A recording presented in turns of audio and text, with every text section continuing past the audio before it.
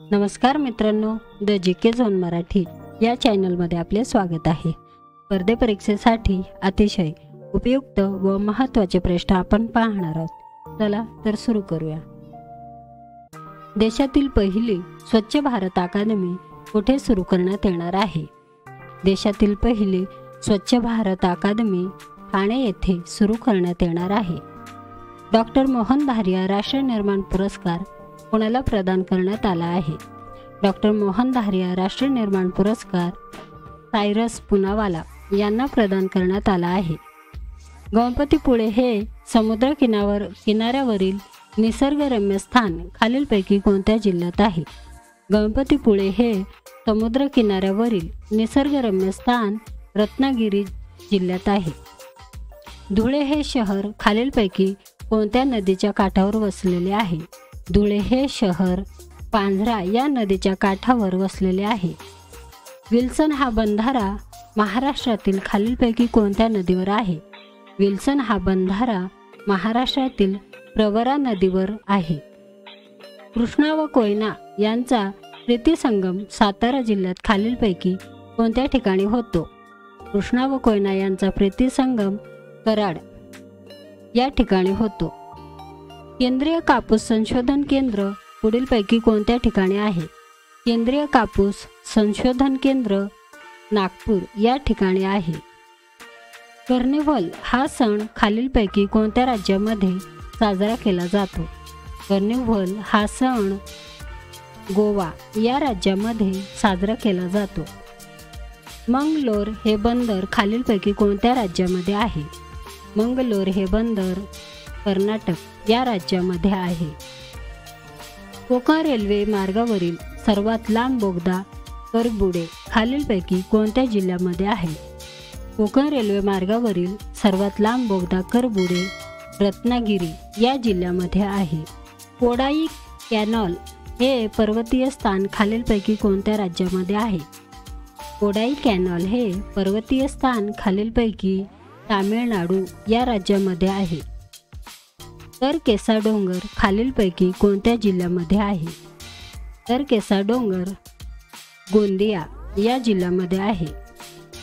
महाराष्ट्राची पर्यटन राजधानी कोणती आहे, जी महाराष्ट्र शासनाने 2010 मध्ये घोषित केली?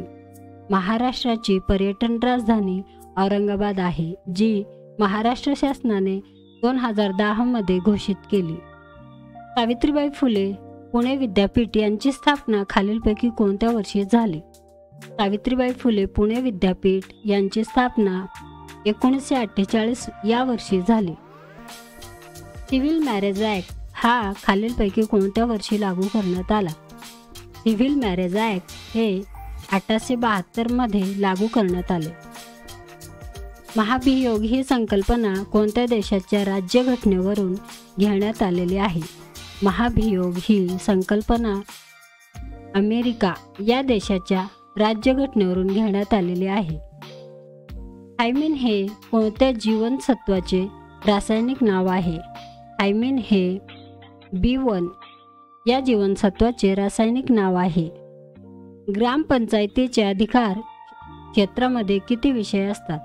ग्रामपंचायतीच्या अधिकार क्षेत्रामध्ये 79 विषय असतात। जीवनसत्वांचा शोध कोणत्या शास्त्रज्ञाने लावला होता?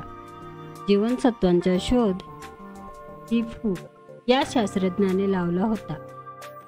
ऑक्सिजन या मूलद्रव्याचे अणुअंक खालीलपैकी किती आहे? ऑक्सिजन या मूलद्रव्याचे अणुअंक 8 आहे। हैदराबाद मुक्तीसंग्राम दिन खालीलपैकी कोणत्या दिवशी असतो? हैदराबाद मुक्तीसंग्राम दिन 17 सप्टेंबर या दिवशी असतो। क्रीडा धोरण जाहीर करणारे देशातील पहिले राज्य खालीलपैकी कोणते आहे? क्रीडा धोरण जाहीर करणारे देशातील पहिले राज्य महाराष्ट्र आहे। कोराडी औष्णिक विद्युत निर्मिती केंद्र कोणत्या जिल्ह्यात आहे? कोराडी औष्णिक विद्युत निर्मिती केंद्र नागपूर या जिल्ह्यात आहे। औद्योगिक परिषद ही संस्था खालीलपैकी कोणी स्थापन केली होती? औद्योगिक परिषद ही संस्था न्यायमूर्ती रानडे यांनी स्थापन केली होती। म्हैसूरचा वाघ हे टोपणनाव खालीलपैकी कोणाचे आहे? म्हैसूरचा वाघ हे टोपणनाव टिपू सुलतान यांचे आहे.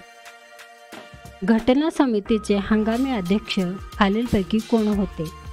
घटना समितीचे हंगामी अध्यक्ष डॉक्टर सच्चिदानंद सिन्हा हे होते.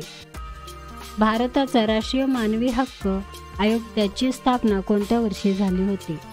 भारताचा राष्ट्रीय मानवी हक्क आयोग त्यांची स्थापना 1993 वर्षी झाली होती. जीएसटीची अंमलबजावणी करणारे देशातील पहिले राज्य खालीलपैकी कोणते आहे? जीएसटीची अंमलबजावणी करणारे देशातील पहिले राज्य आसाम आहे. जीएसटी वस्तू व सेवा कर दिन खालीलपैकी कोणत्या तारखेला असतो? जीएसटी वस्तू व सेवा कर दिन 1 जुलैला असतो. कॅनडा या देशाची राजधानी खालीलपैकी कोणती आहे? कॅनडा या देशाची राजधानी ओटावा आहे. स्पीड पोस्ट या पुस्तकाचे लेखक खालीलपैकी कोण आहेत? स्पीड पोस्ट या पुस्तकाचे लेखक शोभा डे ह्या आहेत. सुंगणे या शब्दापासून भाववाचक नाम तयार करा. सुंगणे या शब्दापासून भाववाचक नाम आहे सुगावा. ज्याचा थांग लागत नाही असा. ज्याचा थांग लागत नाही असा अथांग. तू किती वाजता आलास या वाक्याच्या शेवटी कोणते विरामचिन्ह द्याल? तू किती वाजता आलास या वाक्याच्या शेवटी प्रश्नचिन्ह द्याल. जसे कर्म असते तसे फळ मिळते या अर्थाची म्हण निवडा. या अर्थाची म्हण आहे आग खाईल तो कोळसा ओकेल. 6:30 वाजले आणि मी पाणी आणायला गेलो या वाक्याचे केवल वाक्यात रूपांतर करा. 6:30 वाजता मी पाणी आणायला गेलो या वाक्याचे केवल वाक्यात रूपांतर. द्वेष शब्द कोणत्या शब्दाचा समानार्थी आहे? द्वेष हा शब्द राग या शब्दाचा समानार्थी आहे. रत्न आणि छाया या 2 शब्दांपासून संधियुक्त शब्द तयार करा. रत्न आणि छाया या 2 शब्दांपासून संधियुक्त शब्द रत्नछाया हे आहे. पुढीलपैकी तत्सम शब्द निवडा. तत्सम शब्द आहे ग्रंथ. सचिनने आईची सेवा केली वाक्याचा प्रयोग ओळखा. सचिनने आईची सेवा केली या वाक्याचा प्रयोग कर्मणी प्रयोग आहे. संबंधी सर्वनामाचे वाक्य ओळखा. जे दिसते ते नसते हे संबंधी सर्वनामाचे वाक्य आहे. लंबोदर या सामासिक शब्दाचा योग्य विग्रह निवडा. लंबोदर या सामासिक शब्दाचा योग्य विग्रह आहे लंब आहे उदर ज्याचा तो. गणेशोत्सव जवळ आला आहे. गणेशोत्सव जवळ आला आहे या वाक्यातील जवळ हा शब्द टिंबटिंब आहे. जवळ हा शब्द क्रियाविशेषण अव्यय आहे. मेथीची भाजी निवडून झाली या वाक्याचे चालू वर्तमान काळात रूपांतर करा. मेथीची भाजी निवडून झाली या वाक्याचे चालू वर्तमान काळ मेथीची भाजी निवडत आहे असं होईल. मित्रांनो, चॅनल आवडला असेल तर प्लीज व्हिडिओला लाईक करा, चॅनल सबस्क्राईब करा. धन्यवाद.